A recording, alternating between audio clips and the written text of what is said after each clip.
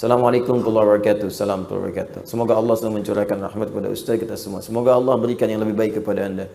Saya mau bertanya, lebih tepatnya minta sarannya. Ya, baiklah. Saya mau menjawab, lebih tepatnya memberi saran. Saya baru beberapa bulan kerja di sebuah perusahaan. Baik, di satu perusahaan.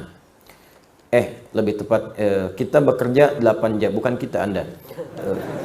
Anda bekerja 8 jam per hari plus 1 jam istirahat. Tapi dalam sehari jika ditotal jam kerjanya cuma 4-6 jam per hari. Karena memang kerjaannya tidak banyak. Sisanya ada yang tidur, main HP dan lain-lain. Beberapa bulan ini saya merasa risau karena ini seperti korupsi waktu. Masya Allah. Mohon sarannya Ustadz, apakah saya harus meninggalkan pekerjaan?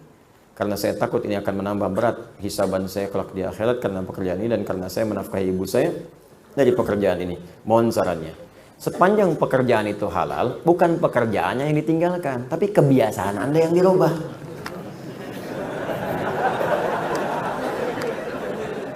Nah, belum tentu mendapatkan pekerjaan yang seperti itu juga. Ya, kerja yang diwajibkan 8 jam, beban kerjanya baru 6 jam, 4-6 jam, sisanya pakai apa? Pakai untuk merumuskan, menyempurnakan pekerjaan itu lagi. Bikin ide-ide cemerlang yang bisa diusulkan pada perusahaan. Buat ide-ide kreatif yang inovatif. Itu bahkan bisa mengangkat level Anda. Ketika Anda punya usulan, usulkan ke atas. Mungkin yang pertama belum diterima. Kedua munculkan lagi. Ketiga. Sehingga nanti supervisor melihat nih, idenya banyak nih. Nih giat nih. Itu bisa mengangkat Anda level lebih tinggi. Naiklah jadi pengawas. Kalau sudah pengawas, ya cuma ngawasin lebih sedikit lagi.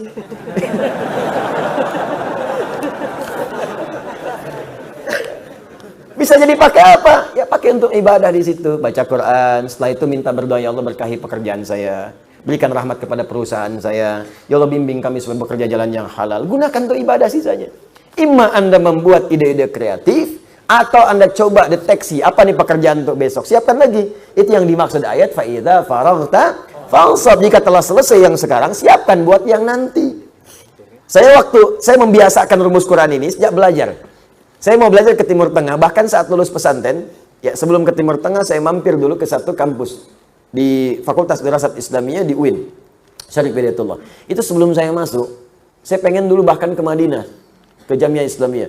Ya, sejak kelas di 2 SMA, setara itu, 2 Aliyah, di pesantren Darul Arqam, itu saya sudah ikut daurah. Daurah pelajaran yang akan diajarkan di Madinah. Saya kumpulkan semua pelajaran-pelajaran itu. Mana buku-bukunya? Bahkan saya tanya siapa yang ngajar di sana. Saya kenalan dengan guru-gurunya. Ada Syekh Faiz, Syekh Sultan, ya Syekh Afifi dan sebagainya. Saya kenalan, saya pelajari sebelum berangkat. Ya, saya pelajari ketika akan mampir ke Ciputat karena waktu sudah dikasih rekomendasi, itu sudah siap semua ikhtiar manusianya, insya Allah sudahlah selesai semua. Bahkan diberikan tanda tangan oleh orang yang kalau kata orang di Timur Tengah itu dilihat tanda tangannya nggak akan dilihat berkasnya, terimanya. Semua udah ngasih. Tapi perhatikan, ketika Allah berkehendak, maka tidak ada yang bisa mencegah kehendaknya. Terjadilah bom Bali itu. Maka dihapus kuota beasiswa pada saat itu. Ya, harap-harap kemudian bisa ke Madinah, nyangkut di Madinah Ciputat.